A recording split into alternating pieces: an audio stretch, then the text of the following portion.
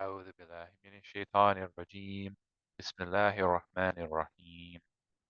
يا أيها الناس اتقوا ربكم الذي خلقكم من نفس واحدة وخلق منها زوجها وبث منهما رجالا كثيرا ونساء واتقوا الله الذي تساءلون به والأرحام إن الله كان عليكم رقيبا.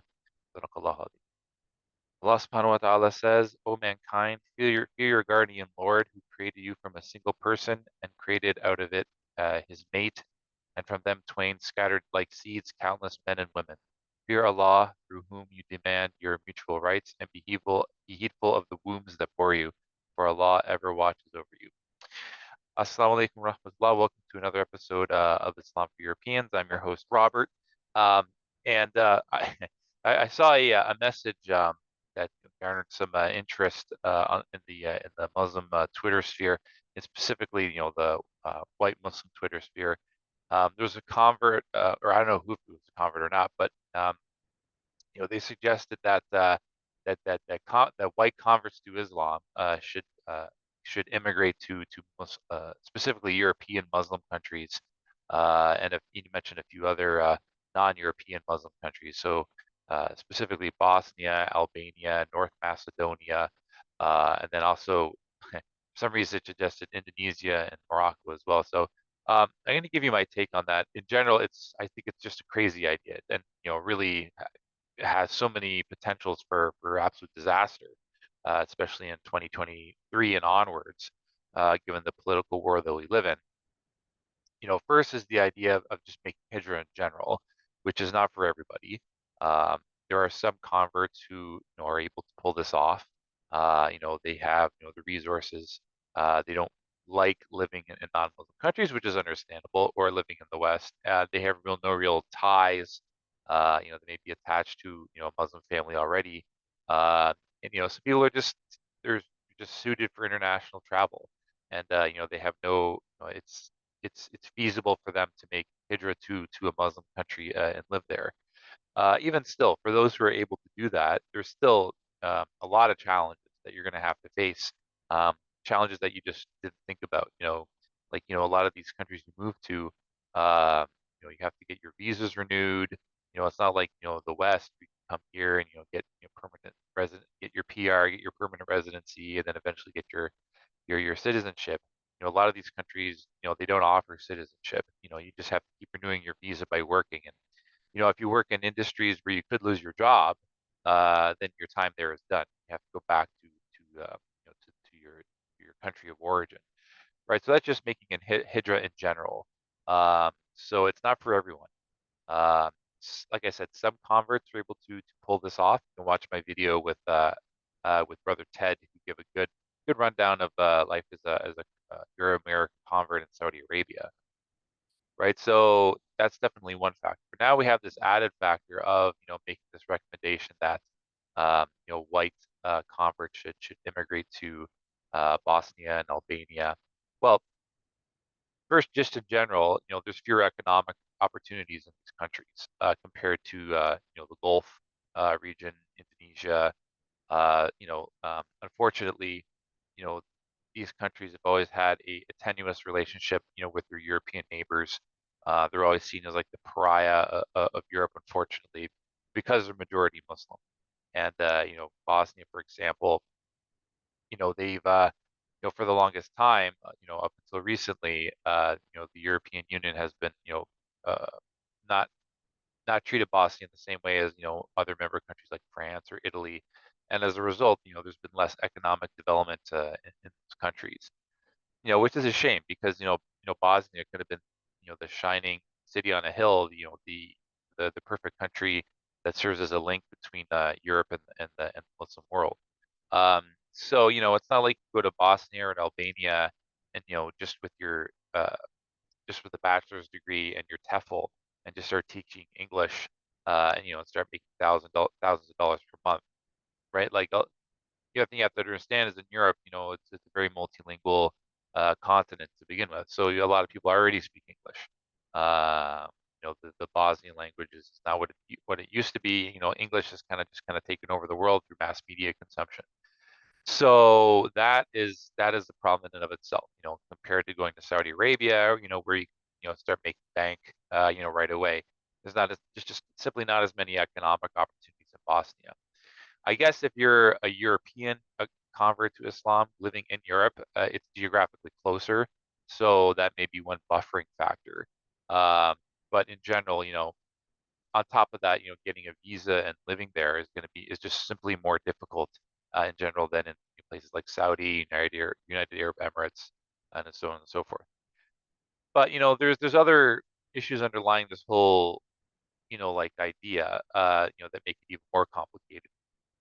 So the Balkans in and of itself is a very, very delicate region, one where the balance can be upset quite easily. As you know, um, Bosnia's War of Independence against Serbia, was very brutal. There's a lot of bloodshed, including the Srebrenica massacre. And ever since then, Bosnia's had this tenuous nation, relationship with its neighbors.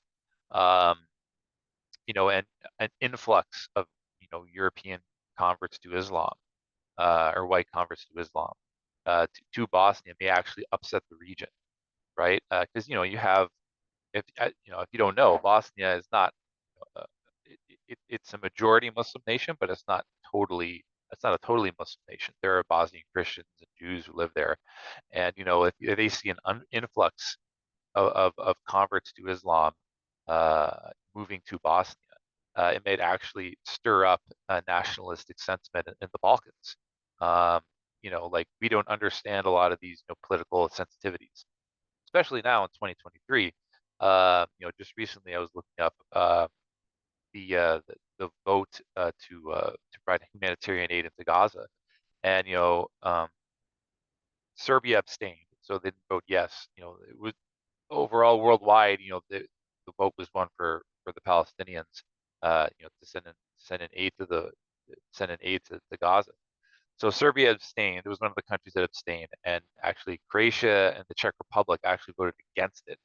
So, there's a lot of anti-Islam sentiment in those particular regions, and I think it's dangerous for to have a mass migration of converts to Bosnia, because it might actually be used as like a foil to stir up anti-Islam sentiment in that particular region. So that's another problem. And then also, if you talk to a lot of Bosnian Muslims, I've talked to them, Twitter Spaces and whatnot. They'll even tell you that, even though yes, you guys are white converts or European descendant converts like us, there's still a lot of cultural differences among Bosnians that a lot of converts just aren't ready for. So it's we're not looking at it strictly from a racialist perspective, but a cultural one. I mean, there's a lot of cultural adjustments that you're going to have to make as a convert to Islam if you're marrying into a born Muslim family. Like I said, some converts are able to pull this off, but as we see, a major influx of Western converts to Islam, um, you're going to see more mainstream people who don't have. You're never going to become these kind of superstar converts, who can marry seamlessly into a Muslim family. So yeah, I don't think that's a feasible option. I think it's for a convert to do marry into a Bosnian family, that could be an option for them if you have a very accepting uh, set of in-laws, and also your family is very accepting. So it can work, but it should be the exception and not the rule. You know, and just the whole idea of converts just saying peace, just leaving, and just taking off and leaving their community and their family. In the long run, I think that's on the whole a bad move for the convert themselves and for the greater Muslim community in general. Like us as converts, we have a special responsibility to like present Islam as this as a, a great religion that where you're worshiping God alone, and you have this international community, but at the same time your manners are on a very good on a very good level. You're being kind to your family, to your mom, your dad, your brothers, your sisters, um, so that they can see the beauty of Islam. And you're not, you may not even be able to talk with them about them with Islam, except for a few of them, or just religion in general. You just have to be on a very high moral character. And when you're a convert that just simply leaves their family, um, they're not going to get that. And, like I think that's the most important thing for us as converts, because at the end of the day, we have a special relationship with these people. And, if we can incrementally warm their hearts towards Islam, in a positive direction, I think that's the most important thing for us. And, just in general, like how do you expect to grow, a Muslim community of converts from the ground up, no matter what cultural background they come from, if everyone just takes off and is not interested in building these institutions from the ground up, because you're really creating a vacuum. I mean, the next person that converts to Islam, they're going to be the only Muslim in their entire familial and community sphere, because the people who convert to Islam just take off. So, like I think it's important for these converts to, for the most part, with a few exceptions, to stay where they are, uh, concentrate on, like establishing community networks with other converts, um, work with, the mosques and born Muslims who are there as well, so you can work together on establishing this. So yeah, I do think that this is, I don't think it's a good idea, and I don't think it's feasible anyway. I don't think, Bosnians are going to suddenly let in, uh, you know, uh, white Muslim converts. I mean, it sounds like a good idea on paper to have, a European Muslim country for all European converts to serve as like, uh, a liaison, with the entire Muslim world. But, without converts collectivizing in the regions that they are, and forming this kind of cultural synthesis, um, Islam is going to be continued to seen as the months go on, unfortunately, as a religion, just for people who come from other countries and just kind of this replacing force. Um, so my recommendation to European descendant converts to Islam, such as myself, either whether you're in Europe proper or in Western countries, it is, to have a sense of solidarity with the whole Muslim Ummah. I think that's very important. We should be praying, day and night, for our brothers and sisters who are suffering all around the world. I do think that we should be establishing good relations, with the greater Muslim community. But, on top of everything, like we're going to have to form a wolf pack ourselves, because by and large, the Muslim community isn't going to do that.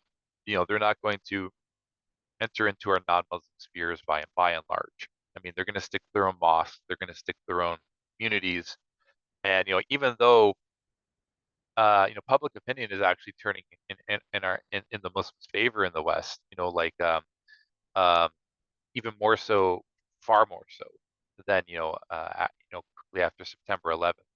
Um, like I do think that there's warming attitudes towards Islam and the current crisis that's going on, in terms of the favor turning towards us, um, which is I think there's a lot of work that can be done there, but still there's an increased polarization, and I like it's you're going to see the people on the side who are against us being more virulent and possessing more vitriol and expressing that vitriol towards the Muslim community in general. So I think converts, we need to like take a you need to be on the proverbial front lines in terms of showing them that Islam is the